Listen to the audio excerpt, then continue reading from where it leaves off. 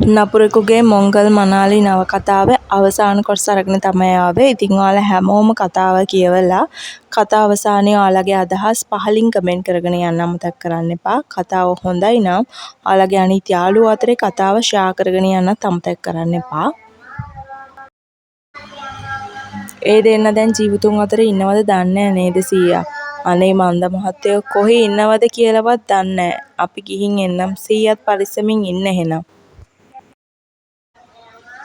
එතකොට අහස් ඔයාගේ අම්මා ශාන්ති ආන්ටි නෙවෙයි. අම්මා තමයි ඒක දන්නේ. එයා මට ඇත්ත නොකිව්වොත් මට මේ ප්‍රශ්න විසඳ ගන්න අමාරුයි. බලමු අම්මා මට ඇත්ත කියයිද කියලා. ඔබ මේ ගැන අහන්න ගිහින් අම්මගේ හිත රිද්දන්න එපා. අපි දන්නේ නැනේ මොකද්ද උනේ කියලා හරියටම. උඹ කියන කතාවත් ඇත්ත. මම අම්මගේ හිත රිද්දන්න නැතුව අහගන්නම්. කොහෙද හලෝ අතුරුදහන් වෙන්නේ? අන්න අම්මා බය වෙලා හොඳටම. හරි මම අම්මාව ෂේප් කරගන්නම්. තමුසේ පොහොර නොදා ඉන්නව නංගි. පුතා ඔයා මටත් නොකිය කොහෙද යන්නේ? අම්මගෙන් මට දෙයක් දැනගන්න ඕන. අම්මා මට හංගන්න නැතුව ඇත්තම කියන්න ඕන. මොනවා ගැනද පුතාට දැනගන්න ඕන? මෙතනින් ඉඳගන්නකෝ අම්මා. මම අහන දේවල් වලට අම්මා ඇත්ත කියන්න ඕන. හරි ඔයා අහන්නකෝ කන්දේ වලව්ව ගැන අම්මා දන්නව නේද? ඇයි පුතා එකපාරම කන්දේ වලව්ව ගැන අහන්නේ? එකපාරම නෙමෙයි අම්මා. මම ගොඩක් විස්තර දැනගත්තා. ඒත් අම්මා මට හරි උත්තරයක් දෙන්න අම්මා. දැන් තාත්තාත් ජීවිතුන් අතර නෑනේ. පුතාට දැනගන්න ඕන මොකක් ගැනද පුතේ? මගේ ඇත්තම අම්මා නෙවෙයි නේද? දැනගෙන හිටියා පුතා කවදා හරි දවසක මගෙන් මේ ගැන අහයි කියලා. මම පුතාව හදාගත්ත අම්මා විතරයි. පුතාගේ අම්මා කන්දේ වලව්වේ සුදු මැණිකේ. අම්මා මහා හයියෙන් සුසුමක් හෙලලා කතාව කියන්න පටන් ගත්තා. පුතාගේ තාත්තා තමයි ඇත්තම තාත්තා. පුතා කතාව දැනටමත් දන්නව ඇතිනේ. පුතාගේ අම්මයි තාත්තවයි වෙන් කරලා තිබුණේ ගමේ හිටිය චණ්ඩියෙක්. ඉතින් පුතේ තාත්තට මාව හම්බ වෙන්නේ රට ඉද්දි. අපි හොඳ යාළුවෝ වුණා. ඒ අතරේ තාත්තා දැනගත්තේ ඔයාගේ අම්මට ඔයා හම්බ වුණා කියලා. ඒ වෙද්දි අම්මා මානසිකව අසනීප වෙලා හිටපු නිසා තාත්තව ගෙන්නගෙන කොහොම හරි ඔයාව දීලා තාත්තට අම්මව බලන්නවත් දීලා නෑ. මුලින් ඉඳන්ම එයාලා තාත්තගේ අම්මගේ සම්බන්ධෙට අකමැති වෙලා. ඒත් අම්මා තාත්තව ඕනම කියලා හිතුවක්කාර වෙච්ච නිසා කසාදෙට එකඟ වෙලා. තාත්තව වලව්වෙන් එලවන්න ඔයාගේ සීයායි ආච්චියි සම්බන්ධලු.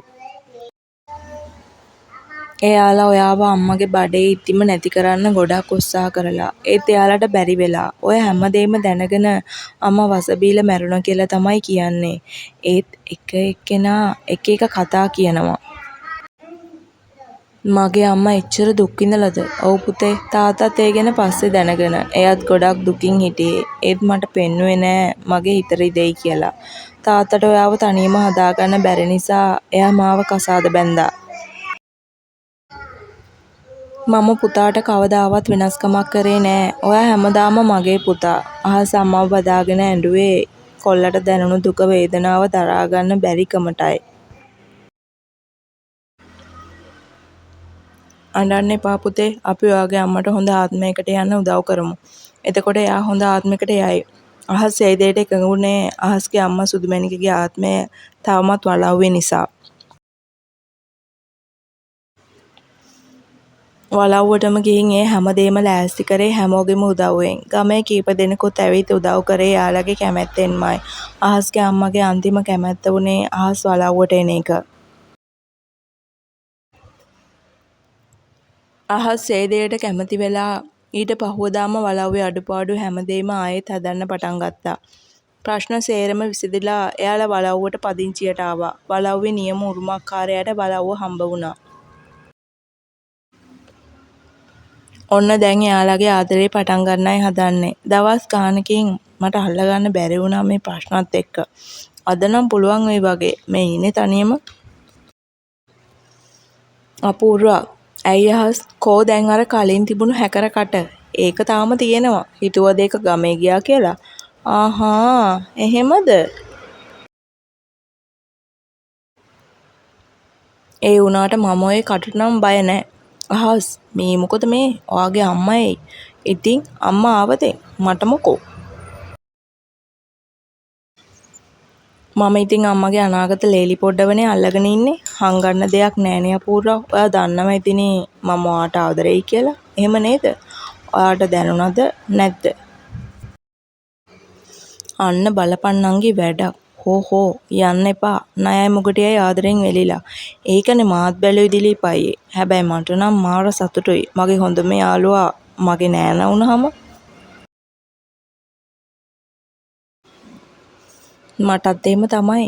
කෙල්ලෝ පේන්න බැරුව හිටපු එකා කෙල්ලෙක් බදාගෙන ඉන්නව දකිද්දි ඒක තමයි මාත් බැලුවේ. පුතාට එකපාරටම උනේ මොකද්ද කියලා. ආන්ටි ඔයත් ආවද? වස ලැජ්ජාව. දැන් නම් බලාගෙන ඉඳලා හරියන්නේ නෑ. අරු අසභ්‍ය දර්ශන පෙන්වන්න කලින් තිරේ වහලා දාන්න වෙයි. මචං ඕක නවත්තපන්. පිටුපස තලේ උඹලගේ අම්මා බලාගෙන ඉන්නේ.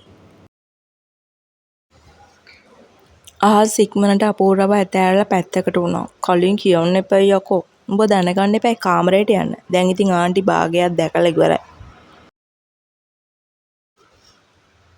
ඔන්න පුතා ඔයාට කලින්ම මම මගේ ලේලි විදියට අපූර්වව තෝරගෙනයි හිටියේ. ඇයි අම්මා විතරද? මාත් මගේ නෑනා විදියට අපූර්වව තෝරගෙන ඉවරයි. මෙයාට එච්චර ප්‍රතිචාරද?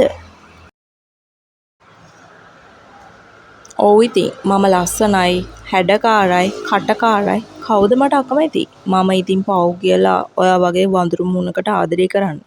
මොකද්ද තමස කියන්නේ? මම වඳුරෙක් වගේද පේන්නේ?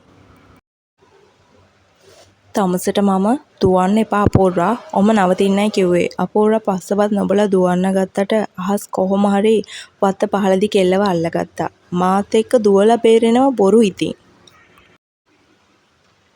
අපූර්වාගේ නළල සිපගෙන ඇයව දෝතට ගත්තේ කොල්ලා ආදරයෙන්.